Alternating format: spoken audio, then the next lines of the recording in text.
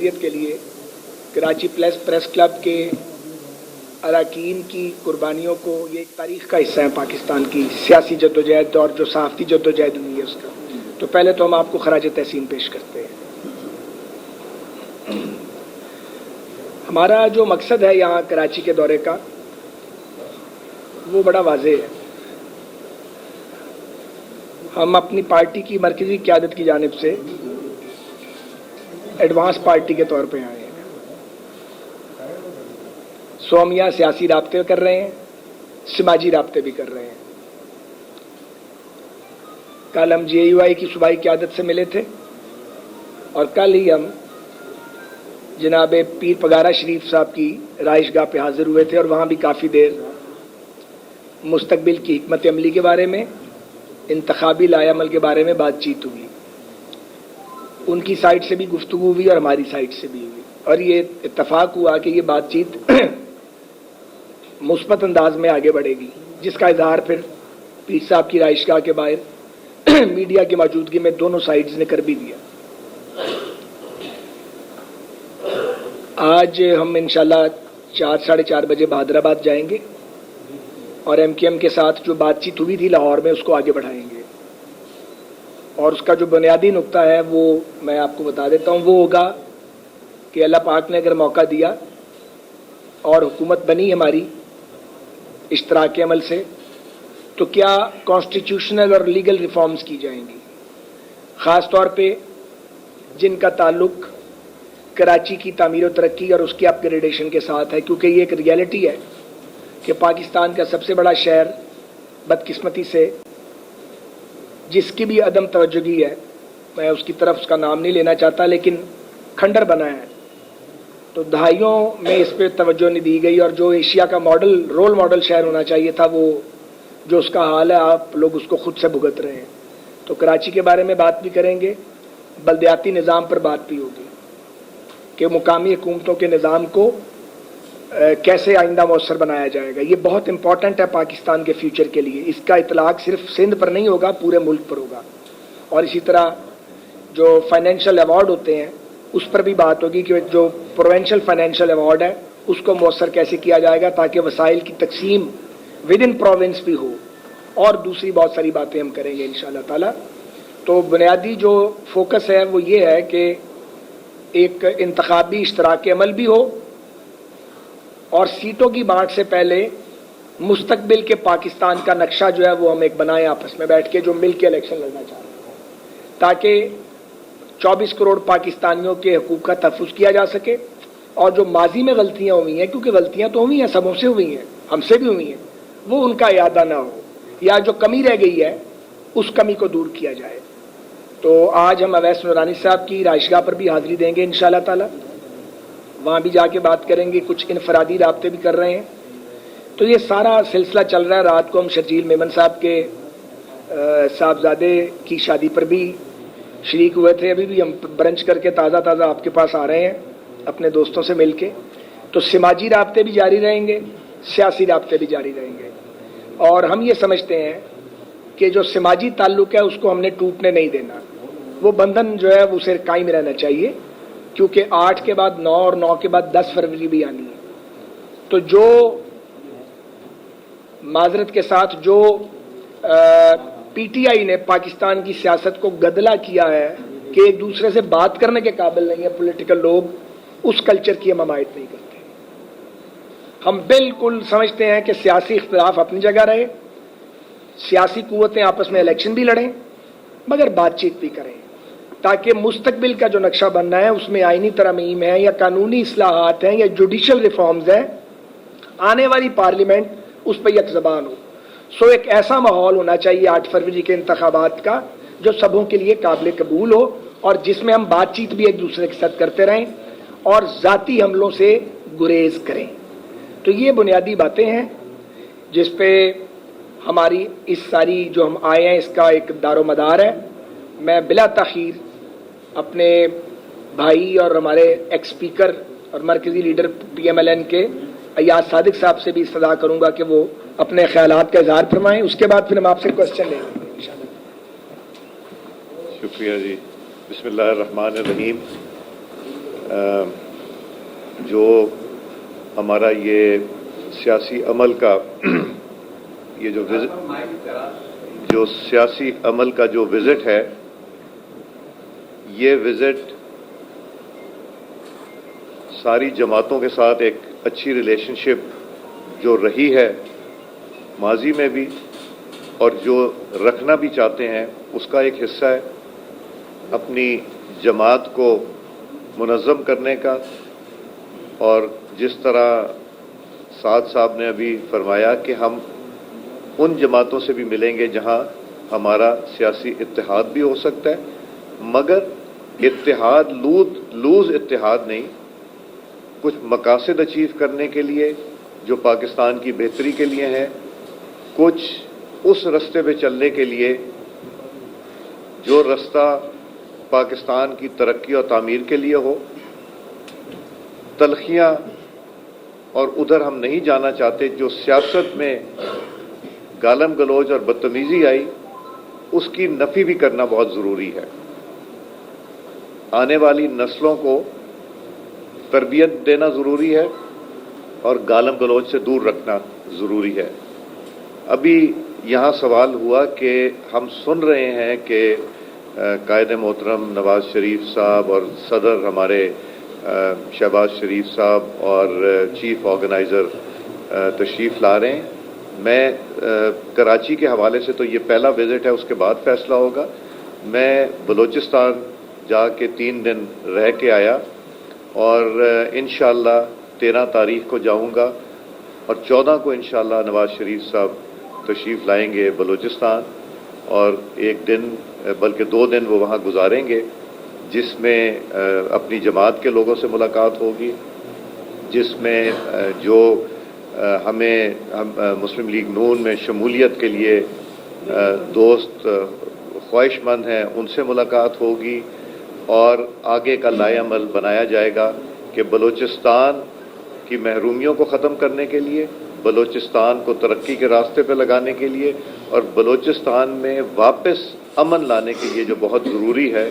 اور جس طرح ماضی میں نواز شریف صاحب کی حکومت نے کراچی میں امن لے کے آئے تھے، اسی طرح کا امن ہمیں پورے پاکستان میں چاہیے۔ تو آپ سب کی مہربانی، شکریہ، آپ لوگوں نے موقع دیا، اور انشاءاللہ یہ سلسلہ جاری رہے گا، اور جب تک الیکشن شیڈیول یا اس کے بعد تک ہم انشاءاللہ یہاں بھی آتے رہیں گے اور باقی صوبوں میں بھی جاتے رہیں گے۔ شکریہ۔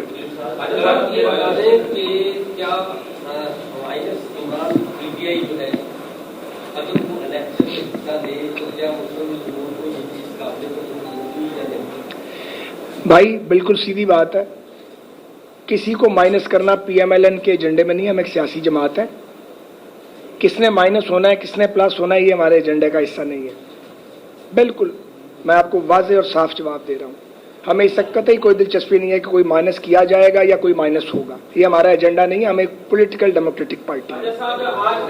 ایک کام کرتے ہیں، ایک منٹ ایک ترتیب لگا لیں، آپ تو ماشاءاللہ بہت میچور لوگ ہیں۔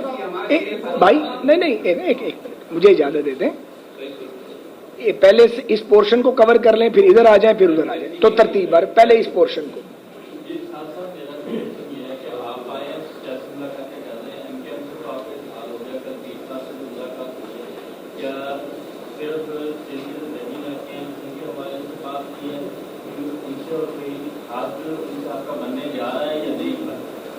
کن سے؟ گزارش یہ ہے کہ ابتدائی بات چیت ہوئی ہے، میں کوئی دعویٰ نہیں کرنا چاہتا، لیکن یہ بہت ضروری ہے کہ ایک ایسا کثیر جماعتی اتحاد ایک سرٹن ایجنڈے کے تحت انتخابات میں حصہ لے۔ میں سندھ اسپیسیفک بات کر رہا ہوں، جو یہ جو اربن سندھ ہے اس کے مسائل کو بھی ایڈریس کرے اور رورل سندھ کے مسائل کو بھی ایڈریس کرے، کیونکہ جو رورل سندھ ہے اس کے اپنے مسائل ہیں، وہاں بہت فرسٹریشن ہے اور شہروں کا حال بدقسمتی سے بہت خراب ہے۔ کراچی کا ایک الگ مقدمہ ہے پورا، اور وہ بھی کیس خراب ہوا ہوا ہے، تو دونوں جہتوں میں کام کرنے کی ضرورت ہے۔ نہیں ابھی ادھر باری نہیں آئے گی۔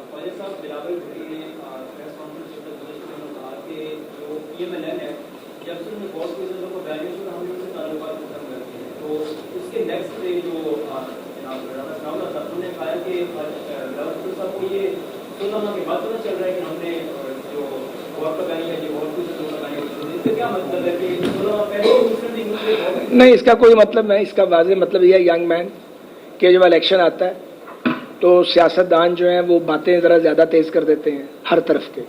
हमारे वाले भी करेंगे, दूसरी तरफ वाले भी करेंगे।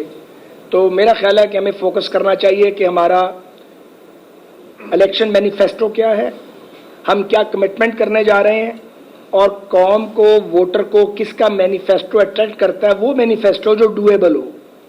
तो राना सनाउल्लाह खान साहब ने क्या फरमाया, जनाब बिलावल भुट्टो जरदारी साहब ने क्या फरमाया, ये इलेक्शन तक चलता रहेगा।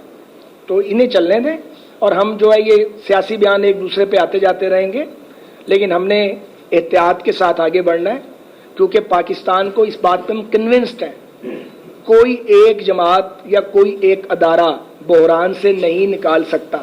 बहुत ज़्यादा मैच्योरिटी चाहिए, बहुत मोहतात कदम उठाने की ज़रूरत है।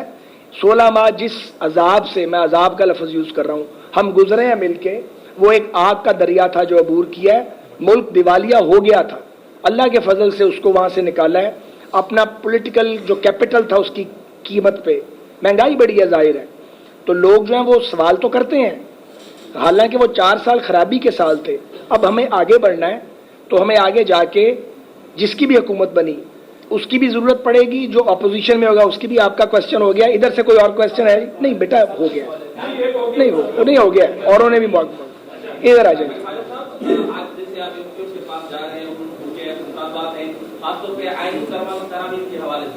एमक्यूएम का एक मुतालबा रहा है कि सिंध में यूनिट बनाया जाए या अलग सूबा बनाया जाए। अगर ये मुतालबा रखती है तो इस सवाल पे आप क्या होगी करेंगे? देखिए जी, ऐसी बात हमारे सामने अभी आई नहीं है। ये बात चूंकि सामने नहीं आई, हमारी उनसे एमक्यूएम से कोई पहली मुलाकात नहीं हुई। मैंने लाहौर में भी अर्ज की थी जब मुझे पार्टी ने कहा था कि एमक्यूएम के साथ खड़े होकर आप अनाउंस करें। अयाज भाई, मैं और राना सनाउल्लाह साहब, हम तीनों उन सारी टॉक्स में शामिल थे जब गवर्नमेंट की पिछली फॉर्मेशन हो रही थी। तो सच्ची बात यह है कि एमक्यूएम के साथ तभी हमने ये तय कर लिया था कि अगले इलेक्शन में हम मिलकर लड़ेंगे। तो ये बात एमक्यूएम से तय थी और जमीयतुल उलमा इस्लाम के साथ तय थी, बाकियों किसी के साथ तय नहीं थी। वो एक हुकूमत की हद तक जरूर इकट्ठे हुए थे, नो कॉन्फिडेंस में। इन दो जमातों के साथ मुफाहमत और अंडरस्टैंडिंग तभी मौजूद थी।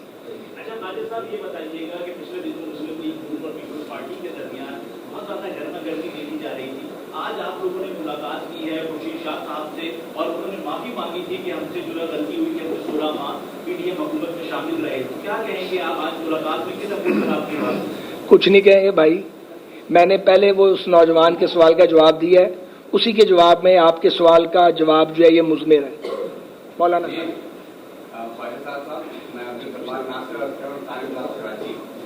फाइजल साहब, मैं बतौर एक सियासी मुबस्सिर 93 से और बतौर एक जर्नलिस्ट 97 से मेरा मुशाहिदा ये रहा है कि आपकी जमात में सियासी रहनुमा ज़्यादा होते हैं इनकी लेवल पर और कारकुन कम, और ये बदतरीन बुहरान का शिकार है आपकी जमात। और इसकी बुनियादी वजह पंजाब और मरकज की बेजा मुदाखलत है। क्या इस बार बशीर मेमन साहब जैसे संजीदा आदमी को आप जिम्मेदारी देके इस मुदाखलत को खत्म करेंगे? नहीं, मैं आपके तजज़िये से इत्तफाक नहीं करता। आपने हम पे इल्ज़ाम ठीक आयद नहीं किया, वो मैं कर लेता हूँ आयद। हम बेजा मुदाखलत नहीं करते, हमें जितनी तवज्जो देनी चाहिए हम उतनी तवज्जो नहीं देते। बात उल्टी है। इस बार पूरा फोकस है सिंध के ऊपर। मैं अब आपने पहले कराची के हवाले से मुस्लिम लीग का बदलती सियासत और इंतजाम के मामला में साहब का विजन क्या है? किस तरह कराची के जो मसाइल हैं उसको जो है वो हल करना है, क्या उसको बुनियादी कदम क्या है? देखिए, बात यह है कि जब हम पहले भी फेडरल गवर्नमेंट हमारे पास थी, जो हमारा टेन्योर था 13 से 18 का, तो वफाक ने इसके बावजूद कि 18वीं तरमीम के बाद सूबों के पास वसाइल वफाक की निस्बत कई गुना ज़्यादा हैं और इख्तियारात भी बहुत हैं। हमने यहाँ पे जो पीपल्स पार्टी की प्रोविंशियल गवर्नमेंट थी उसको पूरा सपोर्ट किया। सीपैक के ट्रिप्स पे भी हम इकट्ठे जाया करते थे, सीएम सिंध हमारे साथ जाते थे, शाहजी, हम इकट्ठे जाके वहाँ बात करते थे। और यहाँ पे हमने जो आपको ये एक ट्रांसपोर्ट सिस्टम का गिफ्ट भी नवाज शरीफ साहब ने दिया था, K4 के प्रोजेक्ट पे भी हमने कंट्रीब्यूट यहाँ पे किया था। और हम यहाँ पे یہ جو آپ کی سرکولر ریلوے ہے جو بن ہی نہیں پا رہی ہے، اس کے اوپر بھی جو سی پیک کا حصہ بنوانے میں ہم نے ظاہر فیسیلیٹیٹ کیا تھا. فیڈرل گورنمنٹ کے بغیر آپ کسی دوسرے ملک سے تو بات نہیں کر سکتے. اینڈ ٹاپ آف اٹ جو لا اینڈ آرڈر ہے کراچی کا، کم از کم اس کو ٹھیک کرنے کا کریڈٹ تو آپ پاکستان مسلم لیگ نون اور نواز شریف صاحب کی لیڈرشپ کو دیں. بھلے سے اس کا پولیٹیکل ڈیویڈنڈ کسی اور کی جھولی میں ڈالا گیا ہے، لیکن سچائی تو یہی ہے. نہیں ادھر ابھی ختم نہیں، میں پھر ادھر گیا پھر واپس نہیں آؤں گا. بلاول بھٹو لندن سے ملاقات کر کے آئے تھے میاں نواز شریف سے. انہوں نے ایک بات ہم سے کی تھی کہ مساق جمہوریت کے اوپر دوبارہ سے کام کرنے کی ضرورت ہے. کافی ساری ضرورتیں ہیں، جیسے ابھی آپ نے کہا کہ گالی گلوچ کی سیاست شروع ہو گئی، لوگوں نے ایک دوسرے پر الزامات کی سیاست. تو اس کو روکنے کے لیے جو ہے لوگوں کا ڈائلاگ کیا جو ہے سیاسی جماعتوں کے درمیان جو ہے وہ سلسلہ شروع ہونا چاہیے، لیکن وہ ہمیں نظر نہیں آیا. 16 مہینے تو آپ کے گزر گئے، لیکن آپ الیکشن بھی اوپر سے آ گئے. پھر پارٹی جو ہے وہ آپ کے اوپر جو توپوں کے جو گولے ہیں وہ روزانہ برسا رہی ہے. میاں نواز شریف کی کل بھی میں نے بات کی تھی کہ ان کو جیسا پروٹوکول ملا ہے پھر پارٹی یہ سمجھتی کہ نواز شریف کا اگلا وزیر اعظم نواز شریف ہے، اور ہمیں جو ہے لیونگ پلینگ فیلڈ جو ہے وہ نہیں دی جا رہی، یا ان کو الیکشن نہیں لڑنے دیا جا رہا، یا ان کا وزیر اعظم نہیں بنایا جا رہا. میرا بالکل شارٹ سٹیٹمنٹ یہ ہے کہ ہم ہر اس دوست کے اور سیاسی حریف کے شکر گزار ہیں جسے یہ یقین ہو گیا ہے کہ اگلے وزیر اعظم میاں محمد نواز شریف ہوں گے. اس پہ میں ان کا شکریہ ادا کرتا ہوں. باقی یہ جو چارج شیٹ ہے یہ پالیٹکس میں چلتی ہے. آخر آپ نے الیکشن میں جانا ہے، کچھ کہنا ہے، ووٹر سے ووٹ لینا ہے. اگر آپ نے anti P M L N vote collect کرنا ہے تو کوئی بات کہیں گے تو ووٹ ملے گا نا آپ کو. اس لیے اتنی چھوٹ میرا خیال ہے ہمیں اپنے دوستوں کو دے دینی چاہیے. جی آپ لاسٹ کویسچن پھر ہم ادھر آئیں گے. جی کراچی کے متعلق ہر حکومت بشمول آپ کے لیے کہتی ہے کہ کراچی پاکستان کا معاشی ہب ہے، لیکن یہاں پر انفراسٹرکچر ڈیولپمنٹ نہیں ہوئی یہاں پر، وہ کہ آپ نے کوشش کی لیکن وہ ادھورا رہا معاملہ تھا.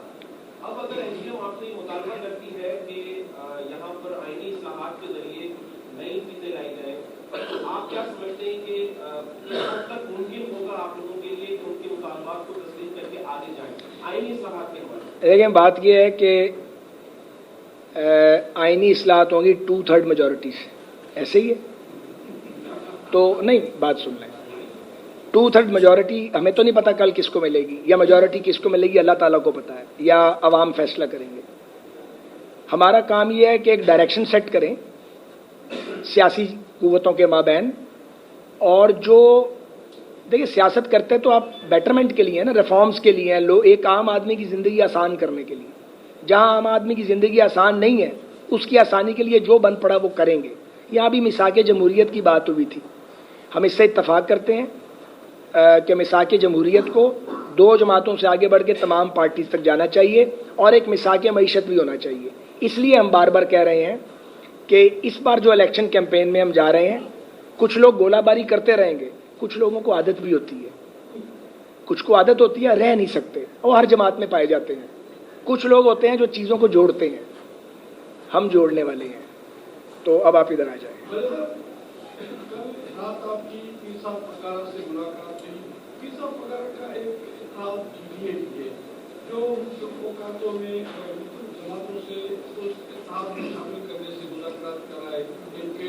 میرا خیال ہے میری درخواست ہوگی کہ سوال اب کریں، جواب ایاز بھائی سے.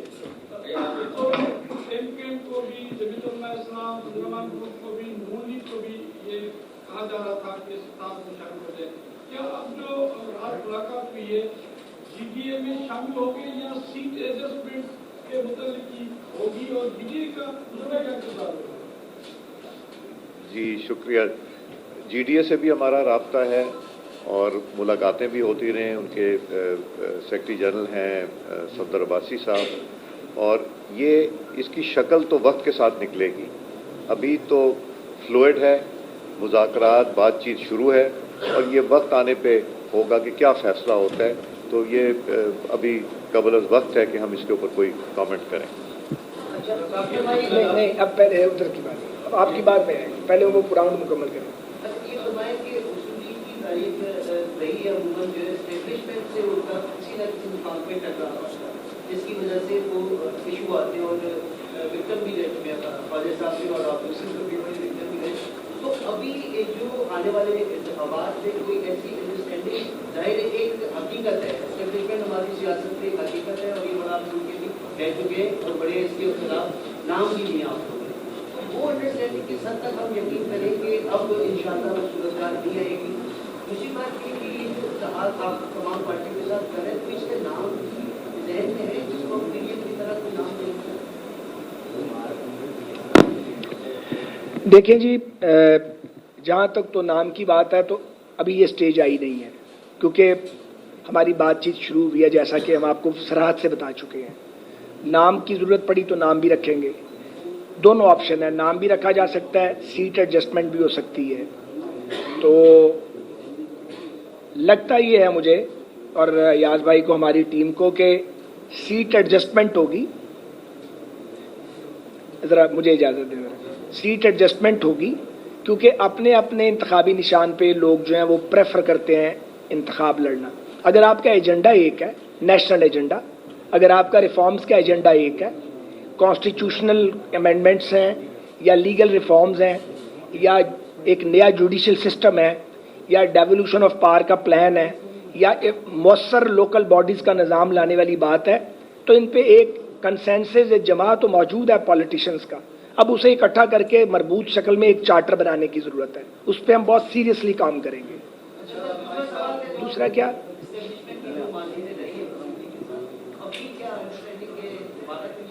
دیکھیے جی، گزارش یہ ہے، ہم نے کوئی پہلے غلطی نہیں کی ہے، ہمیں کوئی ریگریٹ بھی نہیں ہے۔ اگر پرویز مشرف کے مارشل لاء کو ہم نے اپوز کیا تو وہ ٹھیک کیا، اگر کسی مارشل لاء سے ہاتھ ملایا تو وہ غلط کیا۔ کسی پولیٹیکل پارٹی کو مارشل لاء سے ہاتھ نہیں ملانا چاہیے اور مارشل لاء کے سامنے کھڑے ہو کے مزاحمت کرنی چاہیے۔ یہ ممکن نہیں ہے کہ ہم اپنے نظریے اور سوچ کو بدلیں، لیکن موجودہ حالات میں اگر ایک ایسی سچویشن پیدا ہو گئی ہے کہ جھگڑا نہیں ہے، ایک اپنے اپنے دائرے میں کام کرنے کا جذبہ اور عزم موجود ہے، تو یہ بڑی اچھی بات ہے۔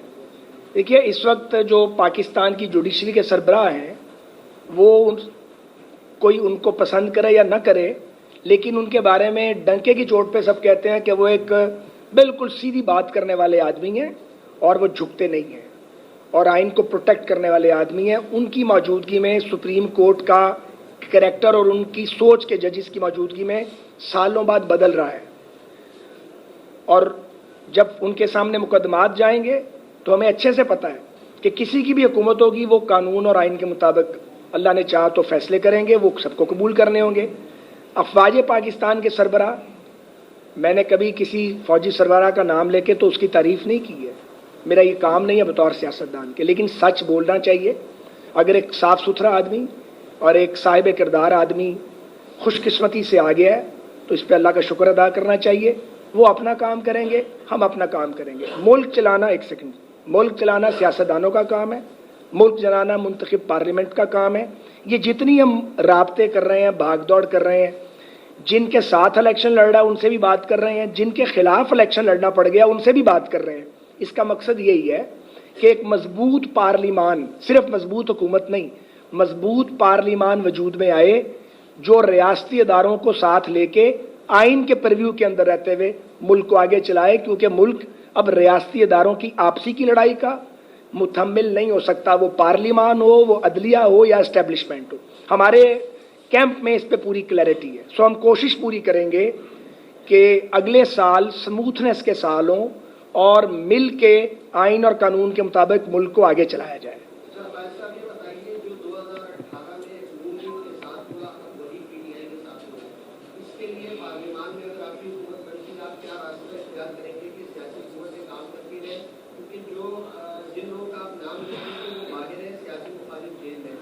کراچی میں آپ نے بات کی کہ تمام لوگوں سے آپ بات کر رہے ہیں، ملاقاتیں بھی ہوئی ہیں، تو کیا ان ملاقاتوں میں عوامی نیشنل پارٹی، جماعت اسلامی، لبیک تحریک شامل کی ایک ووٹ موجود ہے؟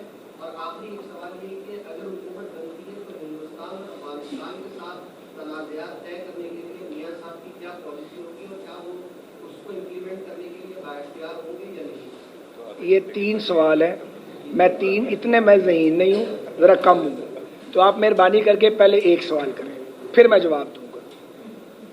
फिर एक नहीं ऐसे नहीं होगा, पहले एक सवाल करें फिर एक सप्लीमेंट्री भी कर लें। जो 2018 से पहले तक आपके साथ ही उसके बाद होता रहा, यानी सियासी कुव्वतों के साथ जो कुछ होता रहा, मसला ये है कि जिन लोगों का आप नाम लेते रहे कि वो जिम्मेदार है और एक शख्स कठपुतली है, इशू ये है कि जिनको जिम्मेवारान आप कहते थे वो बाहर है और जो कठपुतली था वो जेल में है। तो क्या 2022-23 में ऐसा क्या होने जाएगा कि पाकिस्तान के दायरों का ये सफर खत्म हो जाएगा? देखें, गुजारिश ये है, बड़ा अच्छा आपने सवाल किया। शायद मैं चाह भी यही रहा था कि अगर आप एक सवाल करें तो मैं उस पर बात करूं। पाकिस्तान मुस्लिम लीग नून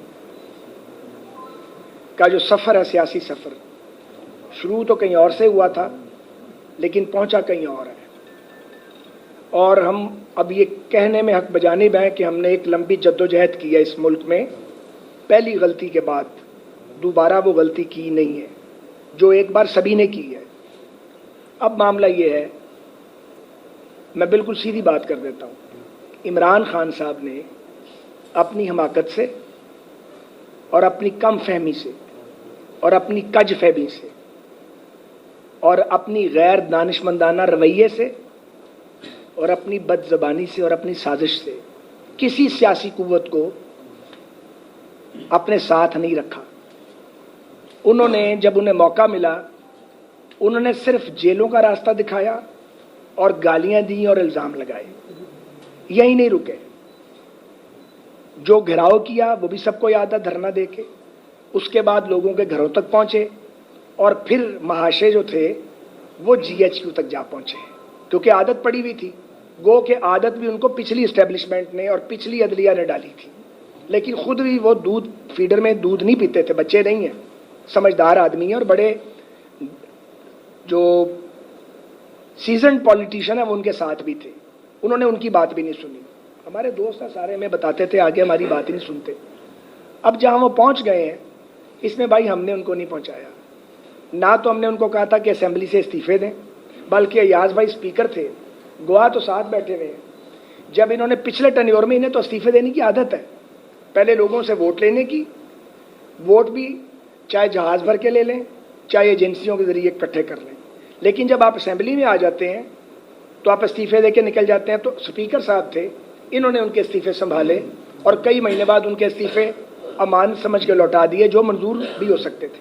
इस बार भी आप देखें, कौमी असेंबली से इस्तीफे दे दिया आपने। भाई 150-55 मेंबर है, अंदर बैठो, सिस्टम का हिस्सा रहो, बात करो।